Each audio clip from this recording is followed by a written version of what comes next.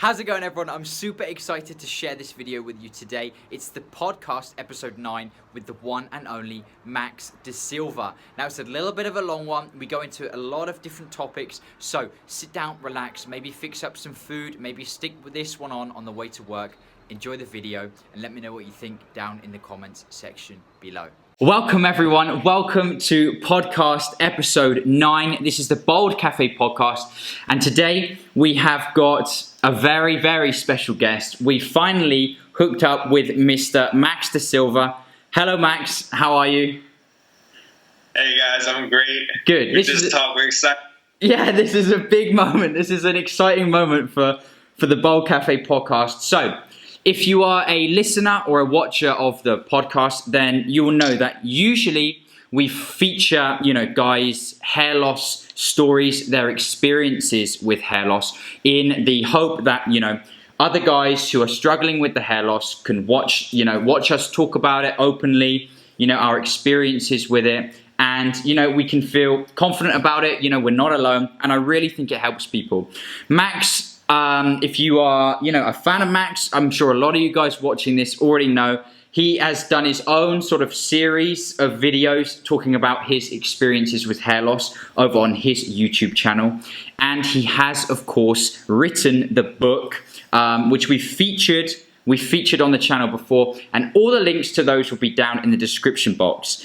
Today, we're going to use Max's knowledge, the knowledge he's accumulated over the years, to try and put together a nice sort of summary of some different ways, some different habits that you guys can use, that we can all use, whether it's, post hair loss to sort of keep growing. I know your book is Growing Bold, right?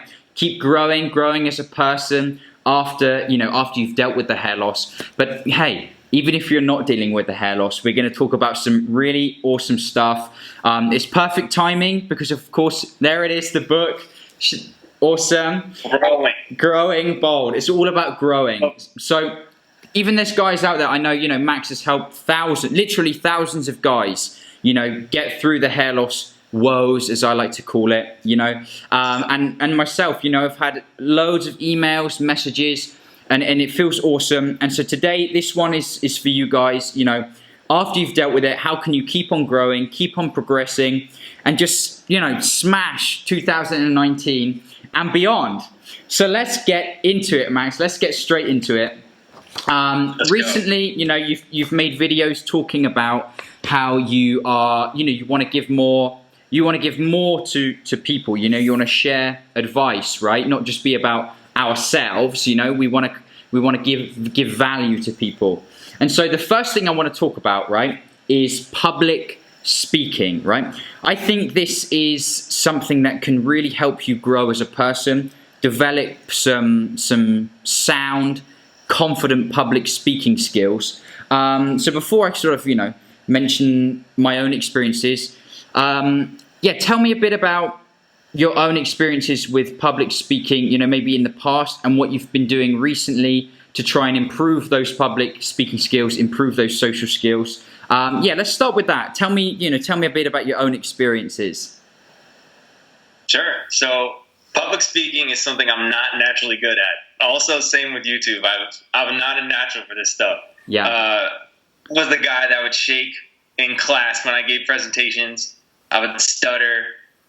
Didn't really care for public speaking before I started YouTube. There was really no benefit for me to even think like that.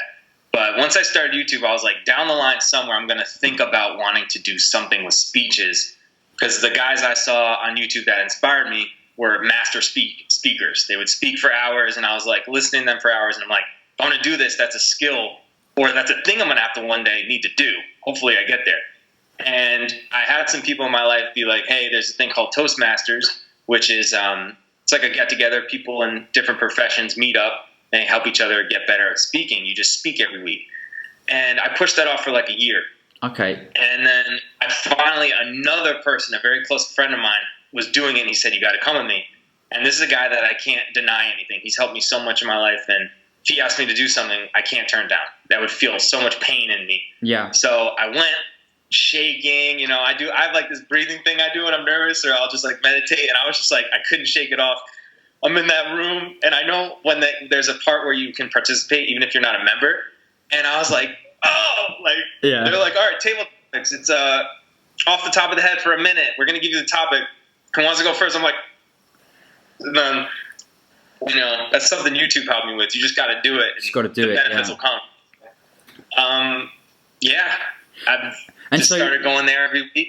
Yeah. Oh, so it's a weekly meeting, and how long have you been going for now? A couple of months? Couple of months. Like I got to do the speech about the Growing Bald book for my icebreaker, where you tell people about yourselves, and I took good advantage of that. Yeah. And now I got to do my next one. I'm a little slow to do the next one, but yeah. Awesome. And I mean, obviously, you've only been doing it a short time, but did you notice any sort of benefits, like initially? I mean, even maybe through that first time where you painfully thought, oh, I'm just going to go for it, you just got to jump in there. Did you, I don't know, have you found you've got more confident as you've been going more often, or? The biggest thing that I've seen that I think anyone like that is scared to try something and then can try it, I got feedback immediately. They're like, you're a natural. You're so good at speaking. And I'm like, and then in my mind, I'm like, you don't know who I am. You don't know that I'm not good. Yeah. You're just like lying or something. Yeah. But then it's like, I learned we're all so good at certain things, and probably like the thing we're most meant to do, we're so scared of. And it's crazy. You get feedback immediately that you're supposed to be there. You're supposed to be doing it. Yeah. And in our heads, still, it takes a couple of times for people to tell you, you were good. You're natural. We want to see you speak more. Yeah. And I'm like, yeah, I'm still nervous. But just to hear someone say that, and you're like, okay, I'm supposed to be here. I think one of the key takeaways from that is the fact that a lot of the things we're so worried about is just literally just in our heads. Once you just go for it, you realize. It can apply to so many things, and I've talked loads about the whole, just shaving the head off, right? When you're worried about losing your hair, all of those worries, you just sort of make them up in a sense. It's being afraid of the unknown, I guess. You don't know how they're going to react, and so I guess you're afraid of it, right? Yeah. It's crazy. I like meditate every day, and in that there's like some praying and just talking to myself. And what I've been focusing on lately is like, let me get out of the way. Like, let me get out of the way. And that comes with speaking. Like, let me get out of the way. Is there something that I need to say to people? Is that why I need to go into public speaking? With the videos, let me get out of the way. Like everything, like the hair loss stuff, just let it get out of your way. Like, once you see that, you take a small step, and I was like, all right, I'm going to get on stage and just spew some stuff out of my mouth. It was good. Yeah, just get through it, just get past it, right? And move on to the next challenge, almost. And so... You don't know. Yeah, you don't know. I think developing some public speaking skills and some social skills, goes a really long way to developing confidence. And again, I've spoken about this, but I always felt confident because I did have natural, quite good social skills. And actually, it was only when my hair was falling out during that period of months where, for the first time, where I actually felt very, not confident and insecure. I mean, Toastmasters, that's a good thing for people to try out. Apart from that, have you got any other sort of advice? How can some people maybe try to improve on their social skills and in turn, build confidence in themselves?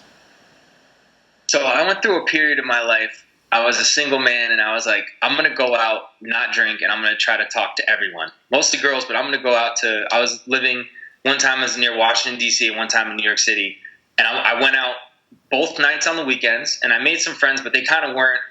They were more into getting messed up and doing this. I wanted to be sober and do this, so I get to keep the benefits. Yeah. But I would go out and I would force myself. I would just go to a place by myself. It was my own little thing. Like, I was at a place where all the friends I grew up with weren't there, so I had to make friends anyway. So, yeah, I would go in, make friends, see where that can lead to, and I did that for a good amount of time. And it was definitely paid off. So almost just... I mean, it sounds funny now that I sort of say it again, but if you want to improve your social skills and confidence, you've just got to get out there and socialize, right? Meet new people, kind of break away from maybe your comfort of your friend circle, because strangers are going to be more, they're going to tell you what they really think and give you some more honest feedback, I think, as well. You know, give you a genuine conversation as well, I think. People are waiting to meet you, whoever's listening. They've been waiting their whole life to meet you. And and also every time you step out of your house, it never was not worth it. I've noticed that too. So those are the two little things that keep with you when you go into this. You might think it's going to be terrible, but you will always come back home and go, that was worth it. It will never not be worth it. Yeah, you can always learn something from it. Fantastic. So that's right. We've got public speaking and social skills. That's one way that I think guys can really sort of improve their confidence. And the next thing I wanted to talk about, a little sort of flip side, is meditation. Okay. Now I think you're probably a bit more experienced in this than I am at the moment. So my experience with meditation through reading some self-help books, and I tried reading The Power of Now. There was another book called Mindfulness and things like this, and I really did try. I tried, and each time I try, it lasts maybe a week, and I'll even go out, and some people said, oh, you should, write down after you meditate, like how you feel. And I'd go out and I'd buy a special notebook and a new pen just for my meditation logs, and I've tried the apps, there's a couple of apps out there, Calm, Headspace, I think is another one. And I've just never been able to stick with meditation, but I know that it has benefits because now I think there's many different forms of meditation, and I think this is where I've probably stumbled, right? Meditation doesn't necessarily mean you have to sit, cross-legged on a hard wooden floor, in complete silence. And one of the things that I do is if I can't sleep at night, I will try to not block out the thoughts, but I will focus on my breathing, and how I feel in my bed at that time. And when I do that, I can fall asleep, like straight away I can fall asleep. And if I don't do that, I'll be thinking, last night I was thinking, oh, we're going to have the podcast tomorrow. What are we going to talk about? I need to make sure I'm up on time, And so meditation really, I haven't been able to get it to stick. And so if you can, tell me how you got started with meditation, what you think some of the benefits are, first of all. So meditation is another thing that came into my life from pain. Right. I got fired from my job, had no idea, and I was self-aware enough to know that I had no idea what to do. So as I found, meditation is the place to go when you have no idea what you should do when something terrible happens. Oh, interesting. So I was like, I've seen enough people online that are pretend successful that say you got to try meditation. I know it's not going to cost any money. I'm going to force myself to sit here. And I did it. I felt something. I felt like a peace. I felt something. I felt this feeling of just like, oh, okay. It doesn't have to be in here. It just can be somewhere else. My awareness, where I am, it doesn't have to be so mental. It could be somewhere else. And then from there, I just, did it a couple times, and I got new ideas, and I kind of just did it. And then I was like, you know what? I accept what's going on. I want to take the time to say I love you to myself. And from there, just different things happen. But I knew it's something I need to keep into my life because I'm someone that seeks pleasure naturally. Like I would go out before I did the sober thing, I would drink a lot, had a bunch of different experiences. The way my mind works, I always want to feel good. So I want like caffeine or something, the next thing. Yeah. So I needed meditation as like a prescription, like to get past that. That's why I talk about like not drinking so much, because that's just something that I've, personally dealt with. If drinking wasn't so unhealthy, I would just do it, but it's terrible, so I'm not going to do it. Yeah. But on the pleasure in it, and then I'm like, okay, I can get pleasure from meditation, and there's no negative. So let's see where this takes me. Yeah. Let's start. And so when you first started to meditate, were you just sort of, I don't know, in your room and just sort of sat there and focused on your breathing, or how did you sort of go about it? So I was like this. I was like, for years I've heard meditation is focusing on your breathing. Yeah. And then a little bit more I looked into it. There's some people that are like, you focus on your breathing And then think about like one of your body parts, like your hands. Can you focus on your breathing and your hands at the same time? If you do this, you don't have any more awareness to think. If you are thinking, then you go, oh wait, I'm not thinking about my hands and my breathing. Yeah. So I had a dot on my white wall, right?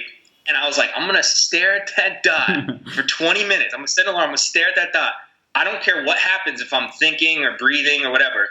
I know I got to focus on my breathing, but I'm just going to stare at the dot because I got nothing to lose. Like I rented out a room in a house. Yeah. No one's home. They're at jobs, and I wasn't. I'm going to stare at that dot. So I was like staring at the dot, and I'm a very sensitive person, so I could feel if I feel good or bad. And I was like, I literally am feeling slightly better after like 10 or so minutes. Yeah. And for a while I did that. I stared at the dot in that room, and I missed that dot because now I don't have dots and I'm not going to draw them. Yeah. Staring at dots is helpful. Fantastic. And so you just sort of, did you feel that as you did it more, it got sort of easier, more natural? You know, we talk about habits, right? And you need to sort of keep practicing them, and when you sort of start to feel these benefits, that's when you can really sort of, you know, you don't have to force yourself to do it. It will become sort of something that you want to do naturally. Is that right in your own experience? I gotta say this for those that want to go down this whole thing, it's never easy. Right. There's days when you feel good and you're excited to do it, and there's gonna be a lot of days you go, you remember that there is no such thing as progress with meditation. Because it's always now, and we always have a brain that's trying to keep us alive. It's always thinking, and I've thought about it this way, and it's always led to failure. So you think that you're making progress, and then all that is thinking itself. So you're just jerking it off, like, oh, I'm getting so good at meditation, and you sit down to meditate, and your brain's like, yeah, and it might even be you thinking that you're good now. I'm so good. I'm so meditated. I'm so present. People love me. Man, I'm making videos. You realize, because when you think like that, there's always a down. Yeah. It's always like, oh, I'm not meeting my own expectations. I'm not that enlightened. I'm not good at meditation. So any thoughts are anti-meditation. So It's always gonna be hard. You gotta understand what you are. And I know that I'm a thinking machine that is out to do dumb things unless I sit down. Yeah, and sort of rewire it, ground yourself.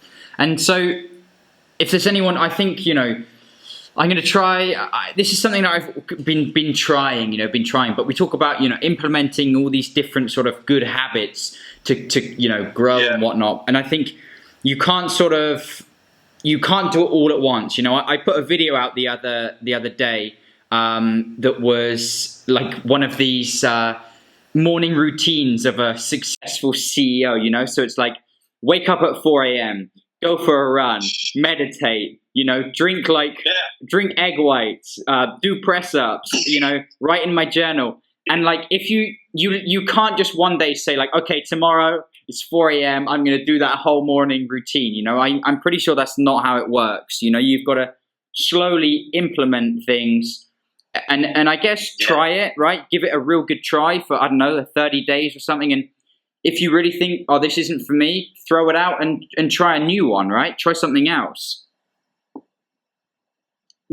You agree? I agree. Yeah. I mean, I could talk about like motivation for testing this out. Because I mean, maybe whoever's watching, you're thinking like, yeah, you do that stuff, but aren't you just spinning your wheels? Like, oh, you're going to do the morning habit. Aren't you just living your life the way I am? Maybe I'm chill and you guys are just trying too hard. And I think that's a good opinion. And I think about that when I do these things sometimes. And I go, am I just trying to do this? Am I just trying to be that kind of person? But for me, the thing that motivates me is I've really considered what I will turn into and who I will be if I don't try my best. Yeah. I visualize myself getting obese, having like a wife that hates me and kids that disrespect me, and they're like, fuck you, dad. Like, I'm like, if I don't try and if I don't like take what I'm given and make it better, then if you're not improving, you're gonna decline. So I'm like, if I decline, how bad is it gonna be? Yeah. And this started back at my first job. I was like, I don't want to end up like the things I'm seeing. Yeah. So that, and then I meditate on what could I possibly be like if I keep going? Yeah. And where have I been? Where have I been without these practices? Yeah. in pretty places. Yeah. I know that, and I'm not going to give up. Yeah. I think that you have to at least try, even, I mean, it's a bit off topic, but me talking about moving back to England and trying to pursue, this Bold Cafe, you have to try, because there's no, if you don't try, then you would never know, right? It's so easy to just give up and just not be anything, but you have to at least try these things, Anyway, it's a tough one. I think the meditation thing is a tough one for people to get their heads around in a weird way, because I think there's a bit of misconception that it is, like I said, you have to sit for hours on end and ground yourself and all things like that. But I think it is a really useful thing for people to try, and you can try it anytime. For like, I heard you talking about, sitting in your car, maybe leave for work 5 minutes before work and just sit in your car and, try it. Like maybe you can focus on your, like you said, a body part and your breathing and just see how it makes you feel, and I think it can, especially if you're worrying about, this is one thing I found that to be true. If you're always worrying about things, for example, maybe you're worrying about your hair all the time. Maybe you're worrying about your health, or maybe you're worrying about your finances. And it's so easy to just go through your day constantly worrying about it. But at the end of it, worrying about it doesn't actually, it's not productive in any way, and you need to almost have that clarity to then be able to think, okay, so how am I going to sort it out? You kind of have to take a step back and throw those thoughts out to kind of reset, to have that clarity. I mean, almost like you said, right? No job, I don't have anything. So I need to kind of reset and decide, like, okay, where do I go from here? But if you hadn't done that and you just, I don't know, gone out and got drunk and just been worried, like, oh my God, I don't have a job, what am I going to do? You might still be in that position now, right? You might still be there. So I think, yeah. I think it's definitely something that a lot of guys should try, and you can, get some benefits from. Let's move on to the next thing. Okay, this is something you've talked about, just kind of started talking about, but it's very popular. I guess it's grown in popularity over the last couple of years. It is, of course, the no fap. Okay, and I don't want to miss any points on here because there's quite a lot of points I want to bring up on this. But just as a summary, the first time I was exposed to this, it was kind of different. It wasn't no fap. It was porn addiction. And I think there was a TED talk, if I'm not mistaken. There was this psychologist, and he did this TED talk where he spoke about, I don't know, I think it was porn addiction being, having similarities, like your brain function having similarities to like heroin addiction and stuff like this, And I think that was one of the first things that kind of zapped people into thinking like, oh yeah, maybe this guy's got a point, And it's kind of evolved now into this sort of no fap movement. And I know there's guys who have done it for years now, and all these other benefits have sort of come into it, of which there are tons that people sort of claim, right, that this no fap has many benefits. Now, two things I want to talk about with you. One of them is relationships, right? So how this sort of no fap thing can improve relationships, or if you don't do it, if you are whacking off every 5 minutes, how it can deteriorate your relationships with people. And the other thing, in fact, let's not get ahead of ourselves. Let's start with that. So, no fap. Why did you decide to go for it in the first place?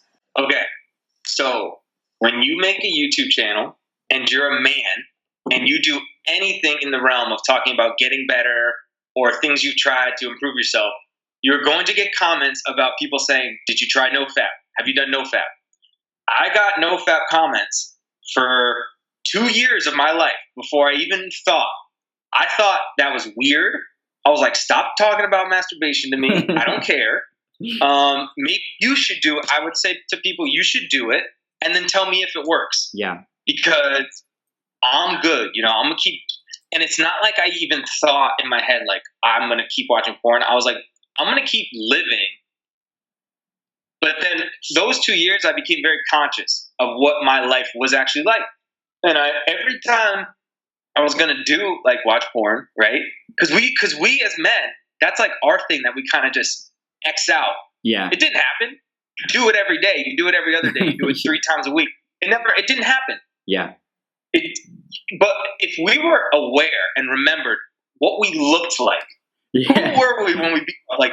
I was talking to my girlfriend about it. I'm like, because I've been getting like some people that watch me talk about it. They're like, "This is fucking weird, dude." Yeah. Like, Max is making videos about not beating off, and I'm like, look, if I try something and it works or it helps, I'm not ashamed. I'll talk about it.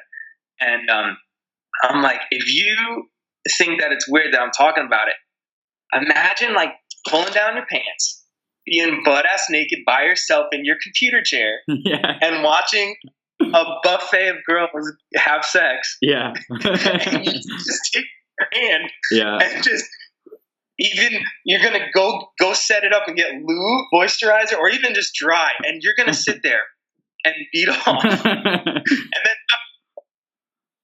you know that, and then there's a feeling of and for a long time you can ignore it. Yeah. And you could just go shower or you can go to sleep and you just kind of dust it off. It's like whatever. But then when you're at YouTube and you hear people saying, dude, try NoFap, and you still beat off, you still do this. Yeah. Every time I felt that, like, I was like, maybe I gotta try it. Yeah, yeah. And then I saw a good article by a guy named Victor Pride, Bold and Determined.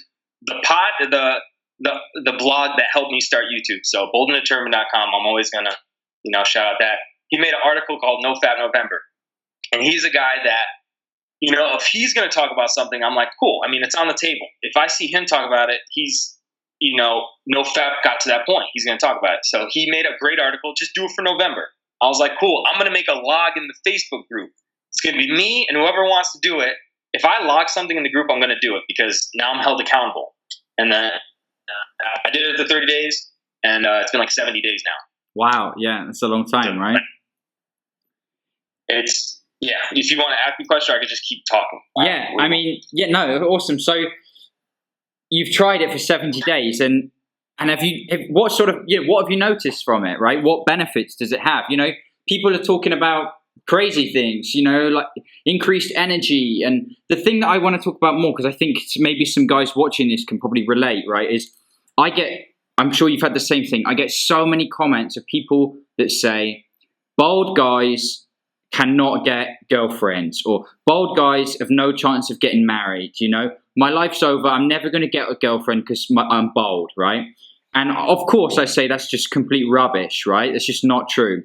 But there's guys out there that are so determined, and kind of linking this to this whole NoFap thing, right, is people say that NoFap can, increase your, sex drive, increase your, your, what's that thing? Like your pheromones, increase your attractiveness to like women. They can sort of sense that you're, fertile or something, Yeah. Apparently you do it, and there's going to be girls climbing towards you on all fours, like, please, like, they just smell you and close to you. You're so beautiful. You didn't beat off. Oh yeah. You know what I mean, though? There's people that claim that this has these sort of powers, right?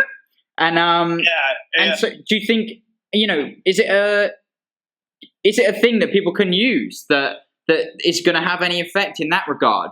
Okay, you're bald now, but hey, if you don't whack off, you'll have no problems. Where's the link there? So my thing is, people that start NoFap usually don't have any good routines in their life.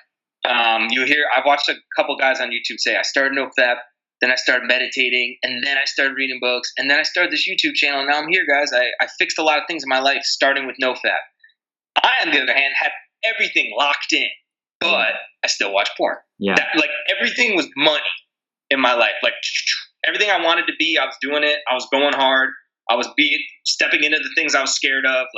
So I had, the practice. I had everything locked in already. Like, meditation, I was reading. I was on my purpose before it. Yeah. The main thing, I have a girlfriend, so I don't know how the pheromones are because we're already in a very good relationship.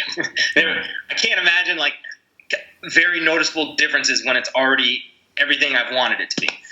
The main difference for me is, and I think guys can relate to this, when I would watch porn and be off whatever, all that stuff, I would have like flashbacks and I would see girls during the day and my mind would just automatically start running through like, whoa, I wonder what that looks like, or videos or sex. Yeah. You know, and as a guy, you think that's normal. Oh, it's normal for our brain to kind of take control for a minute and fantasize and, you know, kind of knock us off our focus and just, oh, it's a girl. We're going to think about all these things. Yeah. And when I stopped doing that, I realized, like, look, porn is a trap, right? You can watch it and press the button, and it's like a little mouse pressing the button. You press the button, you're back in the trap. But if you stay out of it for long enough, you're going to stop having, like, those crazy visions instantly when you see a girl. And you can kind of just be like, whoa, it's all a trap, to fantasize to that level. I can literally just keep living. If I see a girl that's attractive, I can just be like, cool. It doesn't have to send me for a loop. Like, you ever, like, there's times I know, like, you see a girl that's so attractive, you go, fuck, you go, damn. Like, it's like almost painful. You're like, oh, like, it's like, I can't even, like, exist with that. Like, I'm like, ugh. But then the nofap kind of inches you away from that to just being like what you imagine your best self would be in that situation, where you would just go, of course, another human, it's a girl, you look great. If she talks to you, you look great. Like, cool. It doesn't cause me pain or this whole breakdown for how attractive you are. Because my brain isn't wired anymore to be like, whoa, that would look like this, and I would, you know. Yeah. I think for me, and this is, I honestly think that this is a big part of it, is especially if you're in a relationship, right?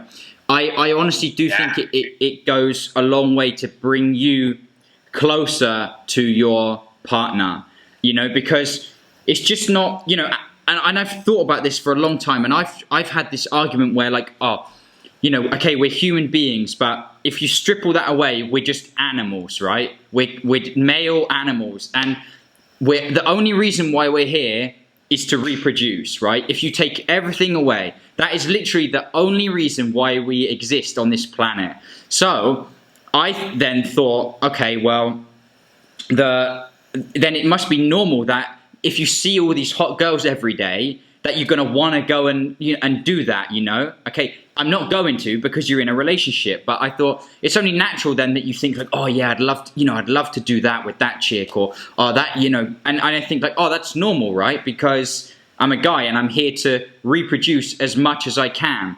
And I've kind of been battling these ideals of like, oh, it's normal, you should just always think like that, or, oh, you know, you should just kind of find this person and be close with them, and everything else is kind of like a distraction, you know. And I think that if you're not whacking off to porn all the time, you mentioned this in your videos, you know, you then have this sort of time, if you like, with that one person, and then that sort of event becomes so much stronger and more meaningful with that person if you're not kind of sharing that moment with the internet and like half the world of women. Because, you know, on a porn site you can just click, oh, I don't like that one, oh, this one, her ass isn't big enough, I want this different one, you know. And it's like you said, this huge trap. And I think, you know, I don't know if it's, we're doing this since I'm like, what, 13 years old or something, you know. Sorry, Dad, if you're watching this, but, you know, like, I've never not done it. So you think it's normal. So I don't know what is normal, right? You don't. And I mean, we can all conclude that porn is not a normal thing. Yeah. Say, yeah, we're animals. Okay, are animals supposed to have hyper videos that touch, you know, the chemical receptors of their brain in a way that is like 10, 20, 100x what they normally would be if they saw the girl they like, mated, and that was it, and had children? But instead we got this like hyper. Is that normal? Yeah. I mean, so I've been there. Yeah. I was that dude. Yeah. I was a late bloomer. I like lost my virginity at 18, which maybe I guess isn't a late bloomer for some, but to some it is. Yeah. And I was like early on, that was a big part of my life, because I wanted to know. I'm so like I mean, me especially, I want to see that. If I'm not going to see it in real life, I needed to see what was happening. Yeah. And it was every day I needed to just see and find out and explore. And like, yeah, I don't know how that changed my mindset or my view, but I'm seeing now that like, when you're doing that, you're like, there's always a part of your head that's like, I want real life to be like that. Yeah. You're in a relationship, you're like, but what if real life is like that? Yeah, and it's not reality. You guys that yeah. Like, think about Mike Tyson. You know, every single night, drugs, and every single girl he could ever want. Yeah. You read his autobiography. It never turns out good. Yeah. And then you look at the most successful men in the world, most of them are married. Yeah. And that fucked with me because I was like, damn, really? Most of them are married? I thought maybe they were like single, killing it. And I was like, no, most successful guys, like for real, they're married. Yeah, I'm like, oh. Yeah. Yeah, most of them have a strong sort of backbone, and for anyone, you know, who's saying, you know, you can't get girls if you're bald. I mean, of course we know that's complete rubbish, right? But apart from the sort of relationship benefits that you can get, right? So if you're already in a relationship, awesome. I suppose one of the benefits there, like you said, of this whole nofap thing is it can be the Kickstarter to sort of improving other areas of your life, right? So if you're looking to sort of grow as a person, be more confident, be more successful, right? Maybe this can be the start, right? It's quite, well, I say it's easy to do, but it does, yeah, it is hard. Yeah, it could be hard. You need to want, yeah, you need to want to do it. And it is, honestly, I've tried it, right? And it honestly is like an addiction, you know? You'll find yourself, you'll go maybe like 4 or 5 days. And then there'll be that time where you've got some downtime, you know, a couple of hours before bed or something, not a lot to do, the girlfriend's at her house or whatever, you know? And then this is the thing, you have these thoughts in your head and you think, why not? It's not hurting anyone. No. Why shouldn't I do it? Oh, I'll just look. Yeah. I'll just look for like 2 minutes, but I won't actually do anything, you know, or like, or you know, or just this one time, and it'll be really quick, and then after that, I just will never do it again, you know. And when you get to that point, I think that's when you realize, like, God, like maybe this is actually a problem, you know, because that can't be normal, you know, where you're like battling. It's literally like an addiction. I've never really been addicted to anything. At least I'd like to think I haven't. But I would say, honestly, that would be my closest experience where you think, like, you know, you're battling these thoughts. Like, no, don't do it. No, it's okay. You could just do it quickly and it won't matter, you know? Yeah. It's crazy. But yeah. So we got, you know, this whole nofap thing can be the sort of Kickstarter to other habits. And have you noticed any other benefits from it? I don't know, like more clarity or energy or, I don't know, productiveness, things like that? Confidence, maybe? I'm a very high energy person already, and I'm gonna be like the opposite of what most nofap videos are like. It's just like you're just living. And for me, the biggest benefit is you're out of the trap and you can see the trap itself. Yeah. And you see the bubble that is pouring. And you know, I haven't looked at it, right? I've seen like Instagram pictures of girls and I'm like, that could lead to whatever. But you can see it for what it is. It's just a thing that takes your attention and like all your energy. And if you go in that bubble, it's going to take it. And it's going to just, you know. Yeah. And the thing I've really learned is porn is that good. Like they made it so good that if you want to be out of it, you got to be out of it. Yeah. It's so good you can't just look at it. Yeah. That's how, like, it's that good. Yeah, they've definitely done a good job. I mean, I think, what was I going to say just then? I'll edit this out. I had a really good point. 1 second. I was going to say, oh, damn. The benefits. Yeah, no, I totally agree with the fact that, you know, okay, there's guys that claim it gives you all these superpowers, right? But I think most importantly, at the end of the day, if you're sat there whacking off for 10 minutes, half an hour, nothing productive is coming from that, right? It might not be, even if it's not harming you, it's not making you a better person, right? It's not improving your life, you know, at the end of the day. And so I think even if you take all of the other stuff away from it, I think that's probably one of the most important things you can get from this whole nofap thing is, you know, there's no harm in trying it. And more than likely you're going to actually benefit something from it, because doing it is not benefiting you in any way, in any way at all. It's taking. Yeah, exactly. Awesome. Right, let's move on to the last thing that I've got on my list of, things that guys can try to improve their lives and build up that confidence, is journaling. And I know you're a fan of what you call the morning pages, right? Where I think I first heard about morning pages for writers, right? Specifically for writers. So you get up first thing in the morning, and if you're writing a book or something like that, I know it can help with like writer's block, and you just write down your thoughts on the page. And journaling is something that I've tried before, and I kind of mixed journaling with writing down my goals. And I actually started that at the start of this year. Before this year, when I sort of have goals for Bold Cafe, in terms of viewership and people I reach out to and have on the podcast. And again, it's almost similar to meditation in a way for me, because as you're sort of getting your thoughts out onto the paper, it's like the first step in those thoughts becoming things, right? So if I just think, I want, I don't know, let's say I want to do 100 podcast episodes this year. If I just think it's not material in the slightest, But if I write it down and I put it up on the wall, or I write it down every day, that's sort of like the first action step for it to become reality.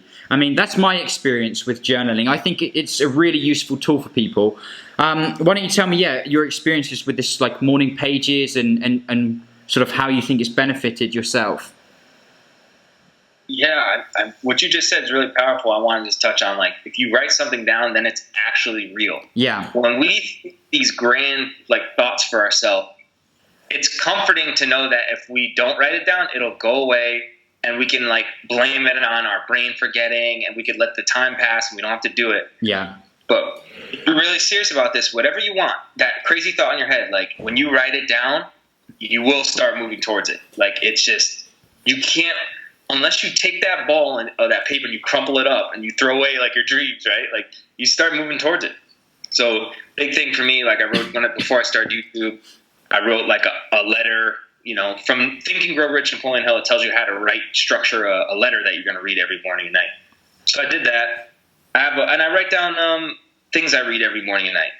But then the journal is because I wanted to be like a better writer. I want to write books. Like, I figured that's something I want to keep doing. And a writer recommended morning pages. Yeah. And in the book, The Artist's Way by Julia Cameron, which is where it's from, she says anyone can do it who has hit a rut creatively in their life. Just a rut where you can't think of anything new. You're like, what's the point of going further? I can't, this is who I am. Like, I'm not going to do anything else. I can't think of anything I would want to do with my time. Writing every morning, 3 pages, stream of consciousness is a way to get yourself out of that rut. Yeah. That's what the morning pages are for. Fantastic. And I think, journaling is, again, it doesn't really cost you anything, or morning pages, sorry. And it's something everyone can start. And the sort of first step to sort of being more clear and decisive. But I think, all this stuff that we've talked about just now in the podcast, I think, for me, one of the and I wrote this in my own ebook, is if you want to if you're getting over pain, right, through hair loss or whatever it is, and you want to sort of you want to progress and keep growing from that, I think one of the most important things, you've got to have goals, right? And I don't necessarily mean, you need to figure out what you want to be in life or where you want to go, but I just mean any sort of goal, whether it's relationships or social or health-wise, even if it's a huge goal or a tiny goal, I just think you've got to have a goal in mind, something you want to achieve to really be able to do any of this. Because if you're just sort of going with the flow and you're not really thinking about anything that you want to do or achieve, then really you have no reason to try any of this. You can just carry on sort of floating through life, really, and go with whatever, wherever the wind takes you, kind of. And so for me, I think goals are, just hugely important. And anytime someone reaches out to me for advice on hair loss or how to be more confident or how to growing, how to grow bold, like your book says, I say one of the first things you need to do is have a goal. Nothing to do with hair, nothing to do with your sort of outwards appearance, but have a real goal, something you care about and you want to achieve. I don't know, what's your opinion on sort of, setting goals and do you agree? Do you think, having goals is almost like the first step to implementing any of this stuff, really? I agree. I think as men, if we're not moving towards something that we decided, life's miserable for us. Yeah. And that's what we're going to find ourselves drinking or doing anything to take ourselves away from the pain that comes with not moving towards anything. Because we're built to move towards things that we want. Like that's why we're crazy men. Like we think about something so much and we go, I'm going to do it. And if we're not moving towards something, like we get ourselves in crazy trouble. And I just want to say I've lived with no goals. And I lived with goals, and just living with goals makes everything better. It's easier to live with goals and to move towards them than it is to be in pain and try to think about what you're going to do to feel okay when you're not actually doing anything. 100%. 100%. And I think more again, I keep tying it back to hair loss, of course, but if you are living this life where you don't have any goals, no ambitions, and if something like hair loss comes along and it's game over. Maybe that's why it's such a huge problem for so many guys, and they attach all this sort of hurt and all this negativity to the hair, when in reality, everything else is kind of out of whack, And maybe for other guys, if they've got other things figured out and they know where they want to go in life, hair loss comes along. Yeah, okay, you're down, you feel depressed about it for a little while, but ultimately you can get to that point of just nipping it in the bud, getting over it much, much sooner. Maybe that's the difference, maybe that is the difference. Could be. I've met guys and talked to guys that were living a purposeful life. They had goals. I talked to them maybe once or twice, and I never heard from them again. And that's when I know like great things are happening. If I talk to a guy and we never talk again, I know like that guy's I'm going to think positively. Most of the time, that guy is doing well and he doesn't need to talk to me anymore. Yeah. But there's sometimes you need to keep working on it, and that's someone that hasn't thought about their goals, and they might have to. The hair loss is the first time they got to go, wait a second. If I can't just look good and be here and just get the job that someone else wants me to get, and and everything's going to be all right, what do I have to do? And when you get your hair taken away, you're like, whoa. Yeah. You're like, if this isn't staying, then what am I here for? What can I do? So yeah, it can be a big shake up, right? For a lot of guys, a bit of a huge reality check.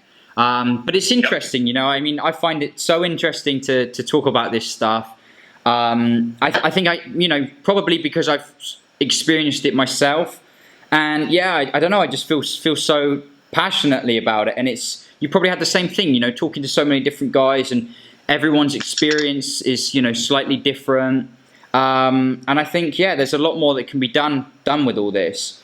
And what we talked about there just now, all these different sort of tools, I really think that a lot of those things can help guys who are struggling with the hair loss, and of course guys who have maybe, like I said, sort of taken the first steps to getting over it, and now they want to sort of, the ball is rolling, right? The snowball's rolling, and you can now start to implement these things and just keep growing.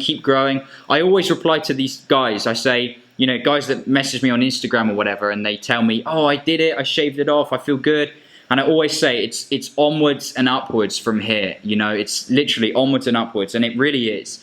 And so, I'm so thankful that, you come on the podcast today and shared your thoughts on these things. I know you've had a lot of experience with them, and again, you're trying to keep working on them and implement new things all the time. So, thank you so much.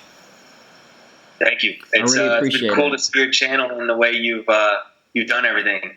You've inspired me. Thank you. Yeah, things are going well. I'm like I said, I'm really enjoying it, and just looking for new people to talk to and new ways to grow and help people. And I think that's the reason why it's going well. I'm not out here to rip anyone off or prey on people's insecurities. It's literally just everyone has what they need to grow bold, right? Like you say, everyone already has what they need to get over this stuff. And I just want to be here to kind of show people, right? Show people that it can be done, you know, try and inspire people and motivate people, and yeah, just show them that really they had all they needed all along. You know, you don't need any of this other stuff. And it's going well, yeah, so thank you. Any last words? Any last words for the listeners? I think a thing to point out that's super important that you were kind of describing you're going through is you're just curious. Yeah. And I'm curious. I think we're both very curious people. And if you're sitting there like with the hair loss thing and you're like, well, you know, this thing happened, I would ask myself, what next? What else? Yeah. And think about, like, I wrote in the book, I'm like, all right, you lived your life with your hair. Now what? What's part 2 going to look like as a bald guy? Yeah. Like let's be super curious. Yeah. Like Harry here got curious. You know, he saw a couple videos, people like me doing stuff, and he's like, I can do that. Yeah. Or I have something to say. Yeah. And now you're at this level, and now you're going to move. You're going to I know you're going to reach out to people and get like cool people on this. And if you weren't curious, it wouldn't have happened. So just be curious. Yeah. Don't let the pain overtake, like what could happen, like if you're curious. Yeah, a lot of stuff can happen, and it's just an opportunity, you know. Be excited about it, right? Like, get excited. Like, now, like you said, what can you do now? There's so many things you can do, and it's like a rebrand, right? Rebranded into this new the version 2.0 of yourself, and you can just go on and be even bigger and better than the first version of yourself with hair, you know. I think it's exciting, and you just, at the end of the day, you've just got to look at it with a sort of positive attitude, and hopefully, you know, us talking about it and all this stuff can really show people that it can be done. So, Max, I want to thank you once again so much for coming on the podcast. I'll put all of your stuff, I'll put your playlist for your own hair loss videos and the link to your book down in the description. And I know, you know, you've got the Facebook group as well. So if anyone's got any questions, go ahead and hit Max up over there. I'm sure this isn't the last we've heard of you, Max. I'm sure, you know, we'll speak again. And if I can get myself over to the States, that would be even better. So to everyone that's listening, once again, thank you so much for listening. And I will see you and hear you in the next episode. Goodbye. See you later, Max. Goodbye. Thank you, guys.